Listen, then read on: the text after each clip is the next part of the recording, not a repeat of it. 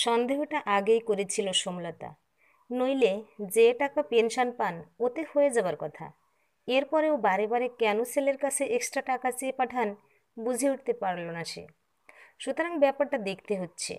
নিজে দাঁড়িয়ে সরেজমিনে তদন্ত না করলে বিষয়টা পরিষ্কার হচ্ছে না। বরুণকে দিয়েও এ কাজ হবে না। একটা গাধা মার্কা ছেলে, নিজস্ব বুদ্ধি বলে কিচ্ছু নেই। সুতরাং সোমলতা ঠিক করলো আজ যে করেই হোক একবার গিয়ে শাশুড়ির আখড়াটা দেখে আসতে হবে। মাঝে মাঝেই কেন তিনি টাকা চেয়ে পাঠাচ্ছেন ছেলের কাছে, টাকা দিয়ে কি করছেন এটাও একবার বোঝা দরকার।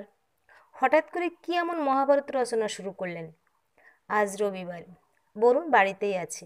সুতরাং 5 বছরের ছেলে এবং সকালের কাজের সমস্ত দায়িত্ব তার কাঁধে তুলে দিয়ে সোমলতা আচ্ছা করে সেজে গুজিয়ে রওনা হলো স্টেশনের পাশে শুধু আউট হাউস তৈরি হওয়া জঙ্গল ঘেরা বাড়িটাতে। একসময় এখানে বিধুরেখরবাবু ওরফে সোমলতার শ্বশুরমশাই সুন্দর একটি বাড়ি তৈরি করতে চেয়েছিলেন। সেজন্য কল্যাণী মিউনিসিপ্যালিটির নিয়মমাফিক আউটহাউসটি তৈরি করিয়েছিলেন। কিন্তু হঠাৎ তার প্রয়াণে বাড়িটি আর হয়নি। এরপর শাশুড়ির সঙ্গে সোমলতার শুরু হয় গোলমাল। কিছুদিন পর রেণুকা দেবী স্বামীর বাড়িঘরের মায়া ত্যাগ করে উঠে চলে যান সেই পরিত্যক্ত আউটহাউস বাড়িটিতে। এখন তিনি সেখানে একাই থাকেন। তবে বরুণ মাঝে মাঝে আসে, দেখা করে যায়। সোমলতা এখনো পর্যন্ত শাশুড়ির কাছে আর যায়নি, গিয়ে দেখেনি কিভাবে কি পরিস্থিতিতে তিনি ওইখানে ওই পরিত্যক্ত বাড়িটিতে আসেন, কি খাচ্ছেন, কিভাবে থাকছেন। সোমলতা অবশ্য যাবারও প্রয়োজন মনে করেনি। আসলে তার শাশুড়িকে তার ভালোই লাগে না। তার ছোটবেলার ইচ্ছে স্বামীকে নিয়ে এসে একা থাকবে, একা বেড়াতে যাবে, যা করবে সব একা। তার কাছে শাশুড়ি একটা উৎপাত ছাড়া আর কিছুই না। সেন্ট্রাল পার্কে খেলার মাঠের পাশেই তাদের বাড়ি। এই বাড়িটাও শ্বশুরমশাইয়ের। বিয়ে করে নাকি তিনি এই বাড়িতেই প্রথম ওঠেন, শাশুড়ির মুখে শুনেছিল সোমলতা। পথে নেবে একটু হেঁটে পুরনো থানার কাছে এসেই অটো পেয়ে গেল সে। একটু এগিয়ে ITI-এর কাছে এসে দেখল এই সকালে জ্যাম লেগে গেছে। পুজো দেখতে আসা দর্শনার্থীর ভিড় অন্তত ½ কিলোমিটার। গাদাগুচ্ছের পুলিশ দৌড়াদৌড়ি করছে পথে। অন্তত 20 মিনিট লাগলো জায়গাটুকু পার হতে। জওহরলাল মেমোরিয়াল হসপিটালের পাশে এসে দেখলো আরেক ফ্যাসাং। 2 দল রোগীর মধ্যে মারপিট লেগেছে। পথের পাশে দোকানিরা শাটার টেনে নামাচ্ছে অতি দ্রুত আতঙ্কে। সমস্ত যানবাহন ঘুরে যাচ্ছে শিল্পাঞ্চল রেলওয়ে স্টেশনের পাশ দিয়ে। কেয়ার নার্সিংহোমের কাছাকাছি এসে নেমে গেল সোমলতা। ইচ্ছে করেই নামলো। এখান থেকে সে হেঁটেই যাবে। যেতে যেতে ভেবে নেবে গিয়ে ঠিক কী বলবে, কেন বারে টাকা চাইছে, বিরক্ত করছে, আর যেন না চায়। একটু এগিয়ে সে দাঁড়ালো। দাঁড়িয়ে দাঁড়িয়ে আরও কতগুলো শক্ত কথা ভাবল। সে ঠিক করলো গিয়ে আগে হিসাব চাইবে। একা মানুষ, অত টাকা লাগে কোথায়, কি করেন টাকা দিয়ে? প্রতিদিন টাকা চাইলে বরুণ কোথা থেকে দেবে? আর যেন বিরক্ত না করে। সোমলতা আরও ভাবল আগে ব্যাংকের পাসবইগুলো চেক করতে হবে। বলা যায় না, এক গাদা টাকা হলে হয়তো কোথাও দান করে দিল। বৃদ্ধ মানুষ, মতিভ্রম হলে অনেক কিছু করতে পারে। তখন আপন পর জ্ঞান থাকে না। দেখা গেল ছেলেকেই চিনতে পারল না, তখন দান করে দিল কোনো অনাথ আশ্রমকে।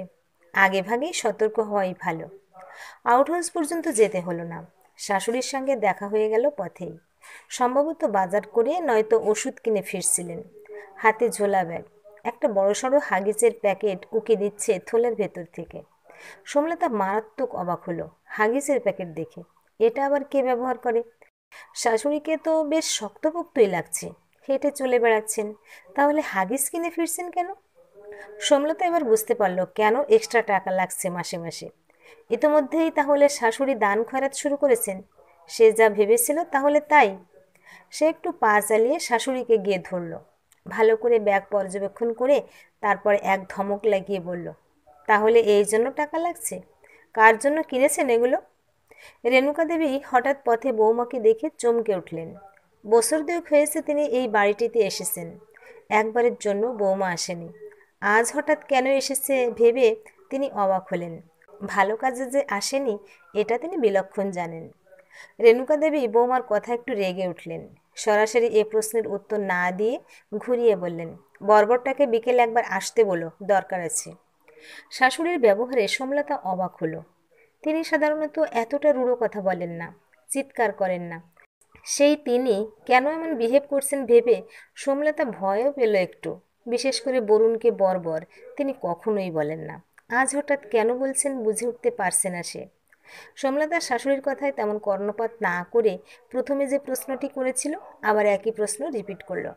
রেণুকা দেবী এবারও বৌমার কথার কোনো উত্তর না দিয়ে ডান হাতের ব্যাগ বাঁ হাতে এনে একবার একটা আলতো ঝাঁকি দিয়ে হাঁটা শুরু করলেন। সোমলতা একবার ভেবেছিল এখান থেকেই ফেরত যাবে। হঠাৎ তার মনে পড়ল ব্যাগে হাগিজের কথা। ওই বস্তুগুলো তিনি কাকে দেবেন এটা দেখার তার খুব কৌতূহল হলো। অদম্য আগ্রহ দমন করতে না পেরে শাশুড়ির পিছে পিছে সেও আউট হাউস বাড়িটির দিকে এগোতে লাগলো। জমিতে প্রবেশ করে আউট হাউসের চারিদিকে দেখে তাজ্জব বনে গেল সোমলতা।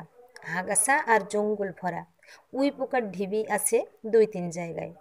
গাছের পাতা পড়ে সমস্ত জমিটা ঢেকে। এই জঙ্গলের মধ্যে শাশুড়ি কি করে আছে ভেবে সে একটু থমকে দাঁড়ালো।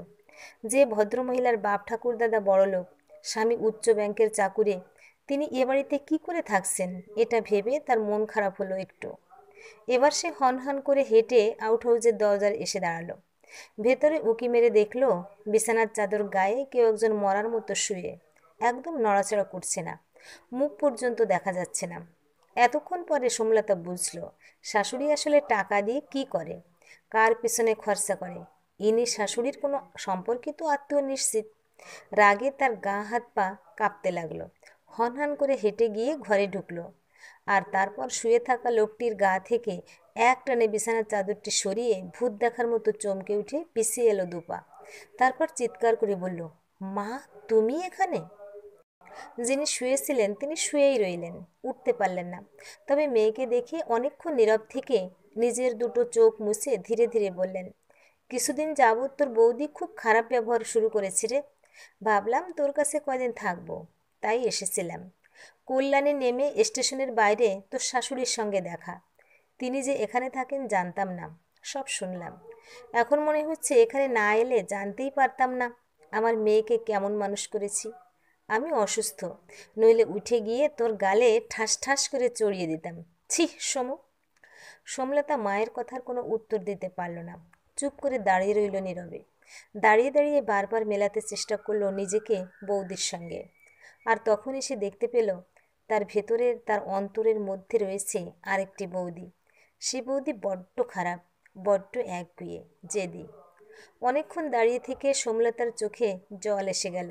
শ্রাবণের ধারার মতো সে জলে আবছা দেখতে পেল বড় বড় চোখ করে তার দিকে তাকিয়ে আছে তার নিজের ছেলে। প্রিয় ভিউয়ার্স, এতক্ষণ সাথে থেকে গল্পটা শোনার জন্য অশেষ ধন্যবাদ। গল্পটা ভালো লাগলে একটা লাইক, কমেন্ট ও শেয়ার করে দেবেন। আর পরবর্তীতে এরকম আরও সুন্দর সুন্দর গল্প শোনার জন্য আমার চ্যানেলটা সাবস্ক্রাইব করে পাশে থাকুন। ধন্যবাদ।